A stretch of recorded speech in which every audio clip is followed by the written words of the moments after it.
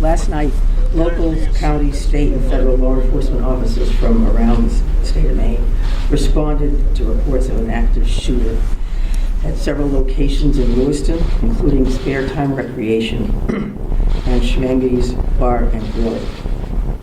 These law enforcement officers, in the face of danger, responded swiftly, selflessly, and with great bravery.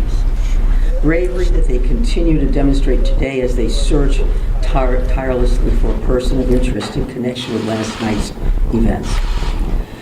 On behalf of all Maine people, I express my deep gratitude for your response and for your continued service. I also do so for Maine's hospitals and other medical emergency responders. I'm profoundly saddened to stand before you today to report that 18 people lost their lives and 13 people injured in last night's attacks. In memory of those we lost and in honor of those who were injured, President Biden and I have ordered all U.S. flags and state of Maine flags to be worn at staff immediately for the next 5 days. Maine State Police have issued a shelter-in-place order for Lewiston, Lisbon, and Bowling as the manhunt for that person of interest, Robert Card of Bowling, continues. I will let law enforcement speak to the ongoing manhunt into their investigation, but Mr. Carr is considered armed and dangerous, and police advise that Maine people should not approach him under any circumstances. I continue to strongly urge Maine people to follow the direction of state and local law enforcement amid this ever-changing situation. Please, if you see anything suspicious, please call 911. There are still many things we don't yet know about these attacks, but the full weight of my administration is behind law enforcement's efforts to capture the person of interest, Robert Card, to hold whoever is responsible for this atrocity accountable under the full force of state and federal law, and to seek full justice for the victims and their families. We cannot, and we will not rest in this endeavor. My administration is coordinating closely with local, regional, and federal officials to respond to this shooting. I have spoken twice with President Biden. I've spoken with Vice President Harris, Secretary of Homeland Security in my office, and Secretary of Health and Human Services, Becerra, all of whom have called me last night to express the Biden administration's full and unwavering support and to offer any and all help that we, people of Maine, might require. The governors of our neighboring New England states and of other states have contacted me to offer aid, and I am sincerely grateful for their friendship and support. We've been in touch with every member of the congressional delegation, all of whom have offered their full support, for which I am also grateful. I also spoke with Mayor Carl Chalene and Auburn Mayor Jason Lebeck last night to reiterate that we are standing by them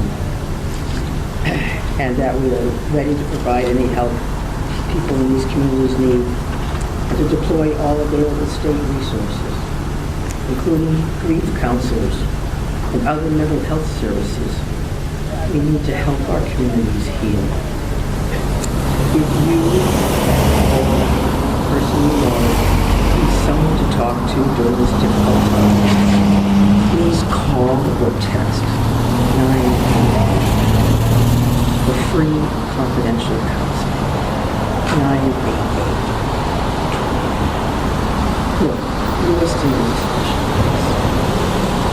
It's a close-knit community with a long history of hard work, of persistence, of faith, of opening its big heart to people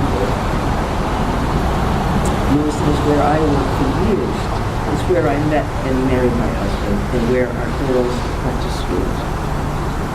I love this place just as I love the whole state with my entire heart. I'm so deeply saddened, as is every one of the 1 million people of this beautiful state.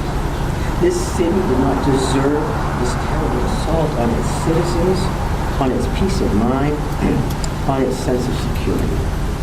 No city does, no state, no people. No words can truly or fully measure the grief of many people today.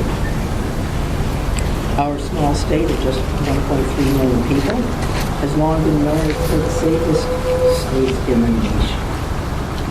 This attack strikes at the very heart of who we are and the values we hold dear to this precious place.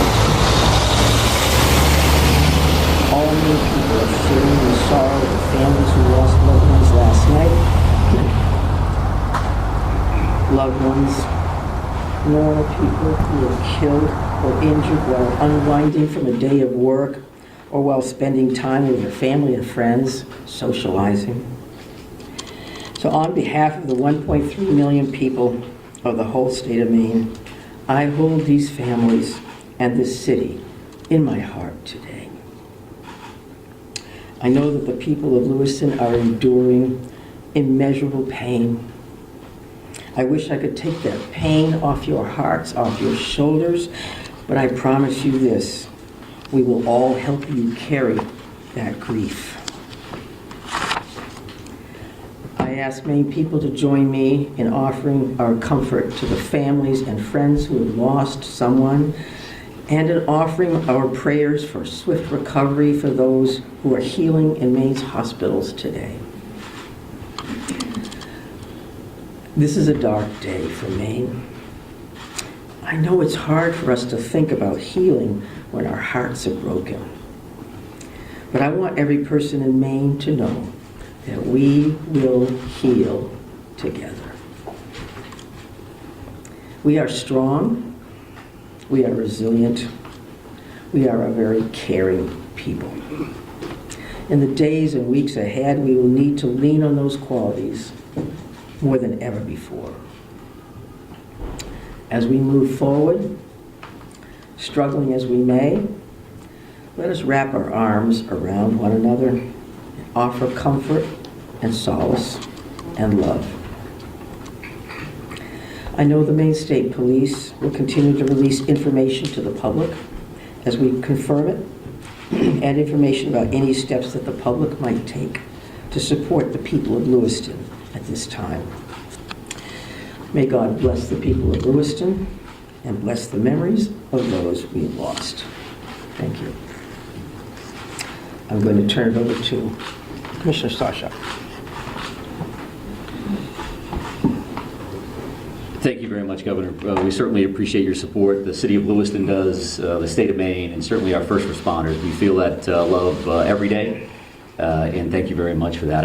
I would also say that we want to say thank you to really a large number of other elected officials across our state, whether that's the federal delegation, local elected officials, and many others that are part of organizations or law enforcement agencies that truly wanted to join us today at this particular press event and wanted to speak on behalf of their communities. And as the governor had mentioned, and everybody else will reiterate, our reality for today is that this suspect is still at large. And we want to provide community support for the victims, for the families, in the communities across the state. But we also have an incredibly strong laser-like focus on bringing this suspect into custody and ultimately to justice. So because of that mission for this particular event and today's activities, we're keeping the list of speakers and the agenda pretty tight. And that will include next up at the podium would be Chief Dave St. Pierre from the city of Lewiston, and some other members of his command staff are present. What I will say to the city of Lewiston, and you know this because you feel it every day, but you're lucky to have a chief like Chief St. Pierre and his entire law enforcement agency. From every level, those officers put their heart and their soul on the line on behalf of their community last night and into today. And they're doing it for the right reasons. They do it because they care. So the city of Lewiston and truly our co-responder family across the state of Maine is lucky to have Dave and his team in the mix with us. And we're also going to hear from Colonel William Ross from the Maine State Police. And Bill will highlight some of the timeline things that you're probably concerned about and certainly interested in from a story perspective.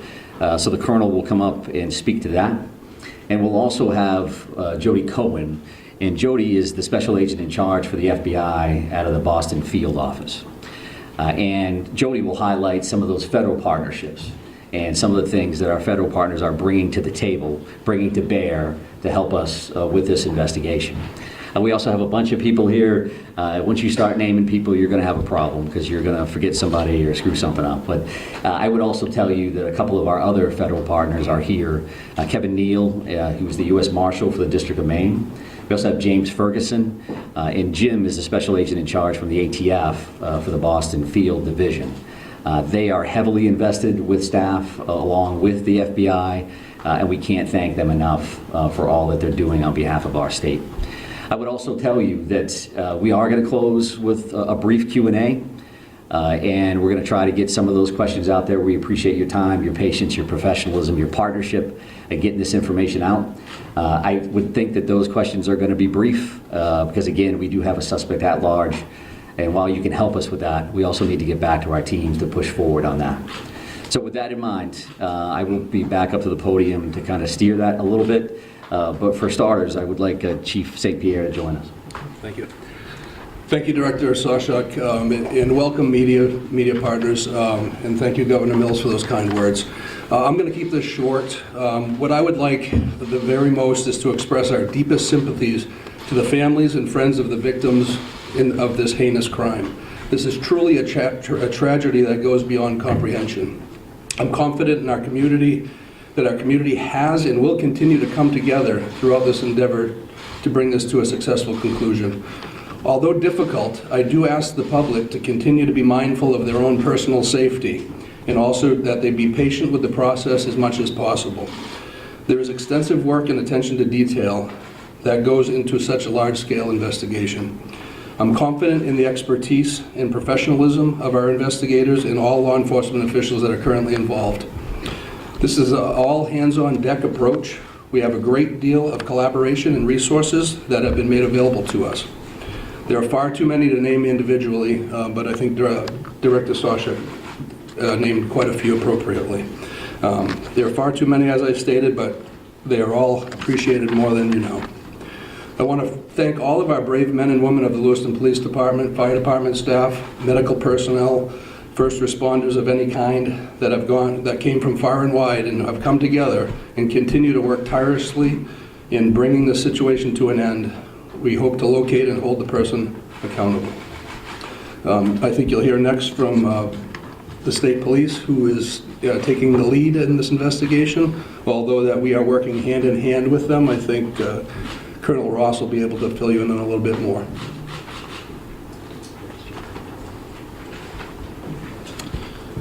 Thank you, Chief. First and foremost, this is an ongoing homicide investigation and search for the person that is responsible for it. We're in the early stages of this investigation, and I just want to let you know we will have updates. We'll be putting some type of a schedule out later on. But again, early stages of a homicide investigation, we want to be careful that we're doing things correctly. We don't want to get ahead of ourselves. I'm going to give you a bit of a timeline here to kind of fill in some of the blanks and give you some of the facts as we know them right now. A lot of this information will then be transferred to the Attorney General's office, as they will be the lead prosecutor, again, in any homicide investigation. Last night, October 25th at approximately 6:56 p.m., the Auburn Communications Center received a 911 call of a male shooting in Just in Time, or the Spare Time Recreation Center in the town of Lewiston, located at 24 Mollison Way in Lewiston.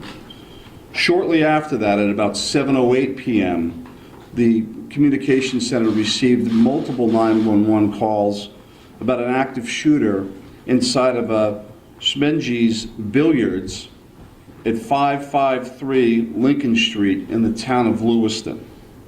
A large law enforcement response from multiple surrounding agencies assisted the Lewiston Police Department in trying to identify who this individual was and what was happening. As you can imagine, this was a very fast-paced, fast-moving, very fluid scene, very dangerous scene that these guys and girls were going into.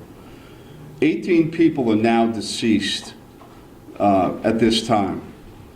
The victims at the just-in-time establishment, 7 people are deceased there, 1 female and 6 males, all from an apparent gunshot wound.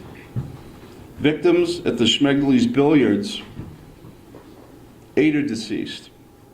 7 males inside the establishment, 1 male outside of the establishment. Again, also apparent gunshot wounds. Multiple people were transferred to area hospitals, Central Maine Medical Center, St. Mary's, and Maine Medical Center. 3 people that were transferred to those hospitals are deceased, for a total of 18 people deceased at this time. The investigation into the person responsible for this identified a vehicle located at the Przebscott boat landing in Lisbon. That person, through the registration of that vehicle, was identified, it's been stated earlier, as a Robert Card, born in 1983. Several of the deceased have been identified, and their families, next of kin, have been notified. Approximately 8 people at this point have been identified. 10 people, 10 of these victims, still need to be identified at this time. Currently, there is an arrest warrant for 8 counts of murder for Mr. Card. And the reason it's 8 counts because 10 people have not yet been identified. As those people are identified, the counts will probably go to the total of 18. He should be considered armed and dangerous.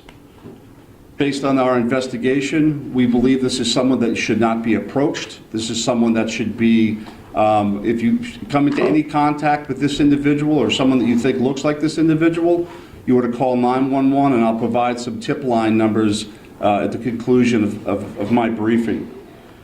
The Lewiston Police Department, federal, state, county, and other local municipalities are involved in a coordinated search at this moment for this individual. So there's the ongoing investigation, and there's a search to apprehend this person. Both happen simultaneously. I can't stress this enough. This is an ongoing investigation in the early stages. More information will come out in conjunction with the Attorney General's office as the lead prosecutor. We can't share all of our information right now, and I'm sure you understand that. I'm going to give out 2 numbers that go to a tip line. 911 is also appropriate for this, but if anyone can call these 2 numbers, this would go to the State Police tip line. Area code 207-213-9526, 207-509-9002. And we'll be sending something out later that has that information in it if you weren't able to grab that now. Again, this is a very fluid situation. We have a lot of resources, as Chief St. Pierre had mentioned earlier, that are on the ground in a coordinated effort to apprehend this individual. We've notified the Department of Education, and they have determined what they're going to do with the schools. A lot of schools, area schools, were shut down today based on our conversation with them. Again, as more information comes in, we'll be providing it to you. Thank you for your time. This is a very difficult time for, I think, the community of Lewiston, difficult time for obviously the victims' families. And it's a tough time for law enforcement. It was a rough night last night, but we're committed to bringing whoever's responsible this to justice. And again, we are currently looking for Mr. Card right now, someone that we'd like to apprehend. Thank you. Thank you, Colonel. And FBI Special Agent in Charge, Cohen, if you could join me, please.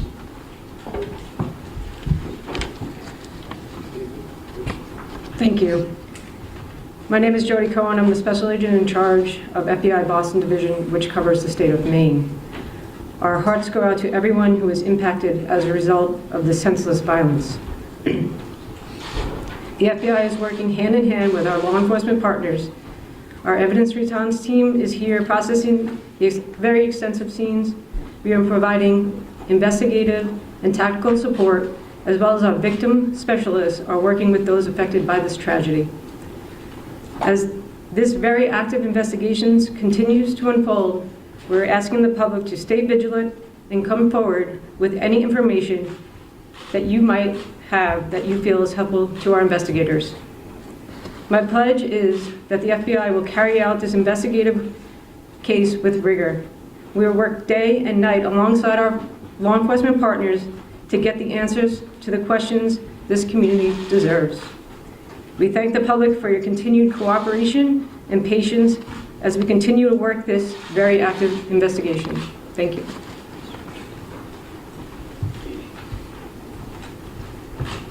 Appreciate that.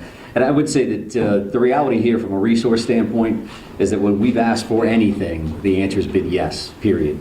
Tactical teams, evidence response teams, full-blown investigative units, detective units that have come from multiple states, whether it's the commissioners from Vermont and New Hampshire reaching out to me directly, Massachusetts saying, what do you need, Mike? What can we do for the state of Maine? So we are now prepared to try to take a few questions and keep in mind again that we may not be able to answer as in-depth as you would like, and we don't plan on taking a great deal of questions. I think follow-up press events will allow for that. Sir? So no one has really talked about the weapon that was used here, the AR-15 style, so hope someone can talk about that. But the other thing here is there are reports that this individual had mental health issues, that he made threats to shoot up the National Guard. So clearly there were some signs here that he was on someone's radar. The question becomes, why was he in possession of this weapon? And certainly, why wasn't he stopped sooner? Yeah, I think those are all valid questions, and certainly questions that we are looking into now, but not questions that we can answer today. Considering that this occurred last night, there's still an active search for the suspect in question, so I can appreciate those questions, but not something we're going to be able to answer right now. Is it something that you're investigating and looking? It is certainly one of those things that we want to follow up on, all aspects of that. Why does Go ahead, right here. Yes. Can you give us a sense of the ages of who has died, how many are under 18 and how many are over 18? I'm not sure we have that information with us today. We wanted to break it down by gender because that's something we had readily available. We did not break this down into age ranges at all. Sir, what can you tell Yes. us, what can you tell us about the background of the suspect in this case, or I should say the person of interest, because I noticed the language is very clear. You're saying person of interest, not suspect. So why use that terminology, and what can you tell us about his background? Yeah, I think we used person of interest last night for half of the room that was here for that press event. As the Colonel had mentioned, there is now arrest warrants for murder for this particular individual, Mr. Card. So he is viewed as a suspect, and there is a full court press by all of our partners to bring him into custody. What was the second piece of that question? What can you tell us about his background? Shimon asked a second ago about the idea that he had voiced concerns about his own mental health, right? Had been committed, according to language in a police bulletin, to a mental health facility for weeks. How could someone that fits that profile still be in possession of semi-automatic weapons? Well, I do think that the statutes around firearms and the possession of those are pretty complex. I know that we will be reviewing that information as we move forward, but that's not an answer that we're prepared to give today, because that leads to motive. You're talking about behavioral health issues and how that impacts this situation. I would expect you'll hear back from us on that in the future. Right here, sir. Yeah, I've got a question about, we've seen helicopters as far north as Monmouth. Can you tell us anything about what's leading you, that far north of the see where you found the car. Yeah, sure. So we have law enforcement assets that are deployed over a number of communities, doing follow-ups on a number of different things. So as you can imagine, there's a great deal of search warrants that we're following up on. We do have partners, that helicopters from the New Hampshire State Police. That copter was here last night to assist us as well. So whether we have tactical elements out or we're searching an area, some of those air assets would be very, very valuable for us. So that's what they're doing. That's leading you there?